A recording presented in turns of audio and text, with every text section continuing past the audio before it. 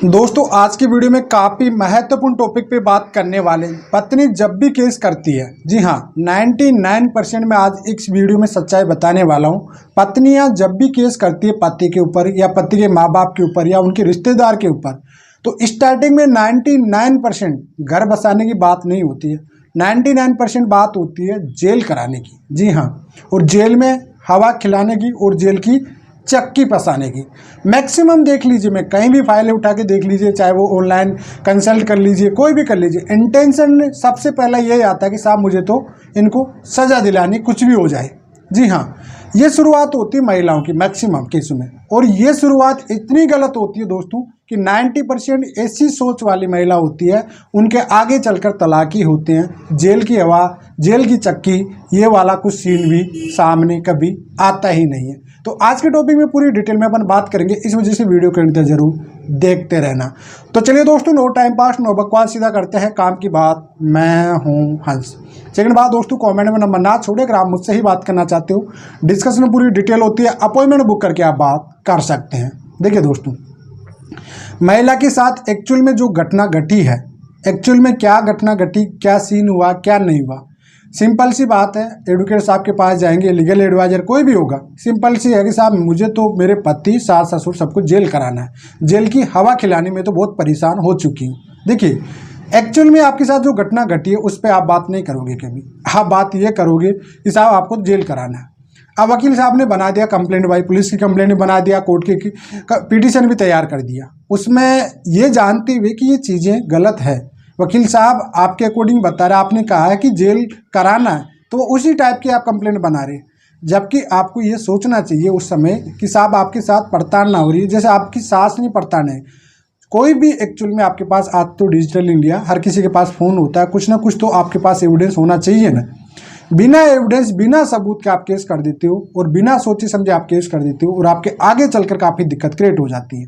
देखिए आपके साथ एक्चुअली की प्रताड़ना आपकी सास की वजह से हो रही है, ससुर की वजह से हो रही है, चाहे वो देवर की वजह से हो रही है। आपको सोचना ये चाहिए कि भाई जिस इंसान से आपकी परेशानी है, उस इंसान के खिलाफ आप कंप्लेंट करिए।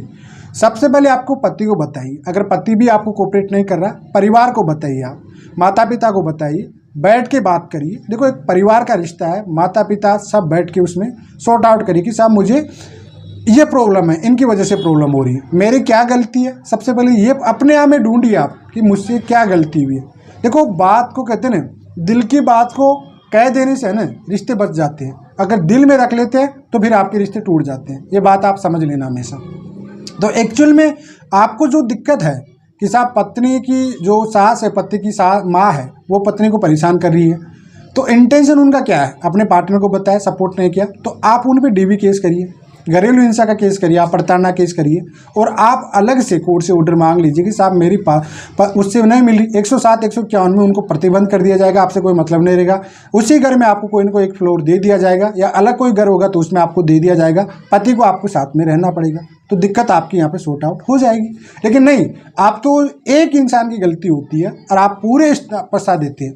फिर आपको वकील साहब कहते हैं उसके रिश्तेदारों को भी फंसाइए, आप उनको भी फंसाइए, आप 498 कर दीजिए, और सभी को जेल हो जाएगी, सब आपके पैरों में आके गिरेंगे, आपको ओवर कॉन्फिडेंस आ जाता है। आप एक बाइक खरीदने जा रहे हो आज की डेट पे, आप एक अमेजन पे कोई प्रोडक्ट खरीद रहे हो, तो आप उसकी रेटिंग देखते हो ना, फीडबैक देखते हो। तो जब आप जो केस करने जा रहा है, आपका सोशल मीडिया का ज़माना आज की डेट पे, तो आपको ये चीज़ अच्छे से समझ आ जानी चाहिए कि इनका फीडबैक, इनकी रेटिंग क्या चल रही है, इन केसों का मामलों का रिजल्ट क्या आ रहा है, क्या नहीं आ रहा है। ये चीज़ आपको पहले ही समझ लेना चाहिए सबसे पहले, तभी जाके आप आगे कदम बढ़ाइए। जी हाँ भाई, आपके सास ससुर की प्रॉब्लम है तो आप उन्हीं के खिलाफ डीवी का केस करिए ना, आप अपने पार्टनर के ऊपर तो मत करिए। आपकी पार्टनर गलती है तो उन सास ससुर के ऊपर कभी मत करिए।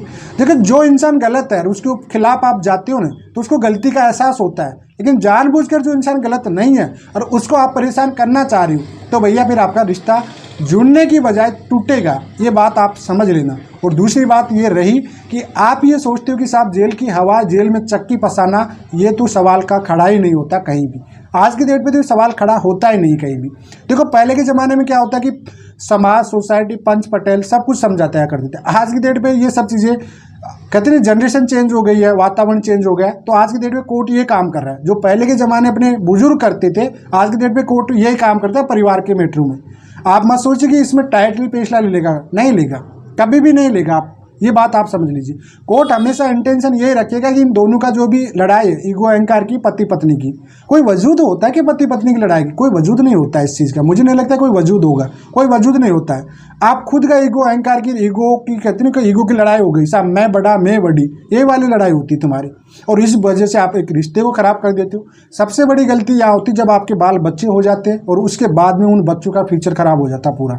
देखो आप ये कभी मत सोचिए कि बच्चे को मैं पाल लूँगी, माँ पाल लेगी, बाप पाल लेगा, नहीं, दोनों की ज़रूरत होती है माँ बाप को, बच्चों को हमेशा दोनों की ज़रूरत होती है। जी हाँ, जिनके माँ नहीं होती उनसे पूछिए कि क्या हालत होती है उन बच्चों की, और जिनके पिता नहीं है उनसे पूछिए कि उनका छाया, जो सिर का छाया होता है वो चला जाता है तो उनकी कितनी दिक्कतें क्रिएट होती है, उनके सपने पूरे होते हैं तो कितनी दिक्कत होती है। आपने सोचा कभी भी? देखिए यार, आपको खुद आज की डेट में मैच्योर हो, समझदार हो, आप लोग को खुद के फैसले आप खुद ले सकते हो। एक्चुअली प्रॉब्लम जो है ना उस पर आप बहस करिए।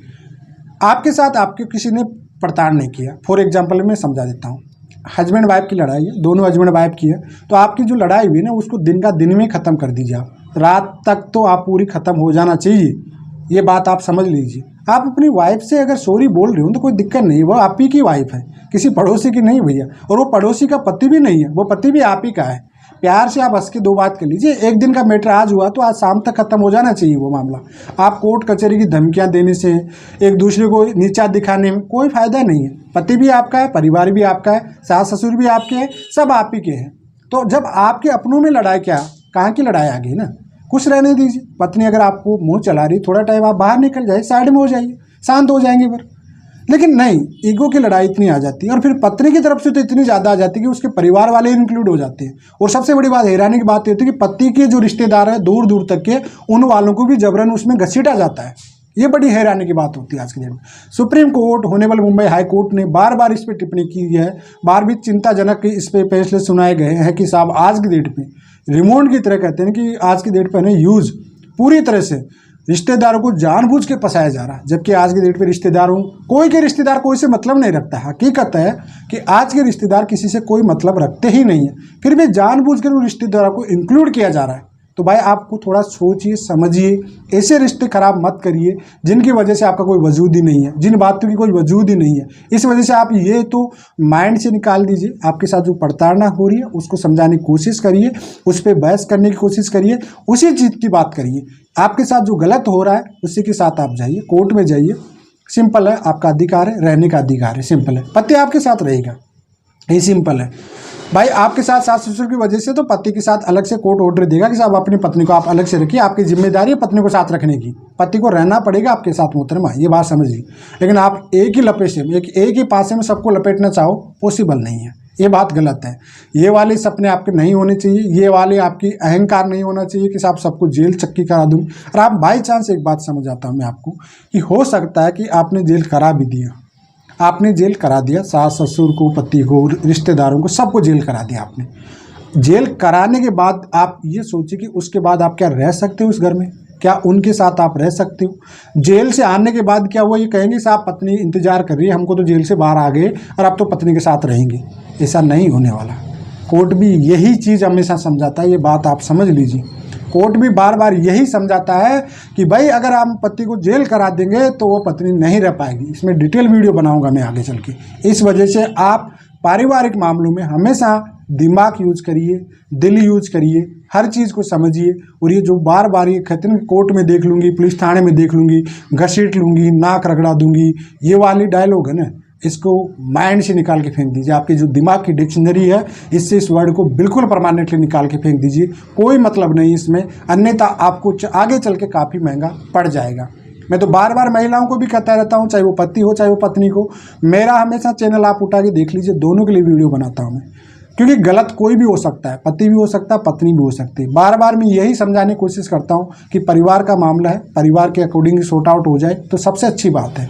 लेकिन लोग नहीं समझते आजकल, लोग बार बार कोर्ट कचहरियाँ जाते हैं, पैसे ज़्यादा होते हैं, पेशेंस नहीं होता है, और पावर ज़्यादा होता है, ईगो ज़्यादा होता है।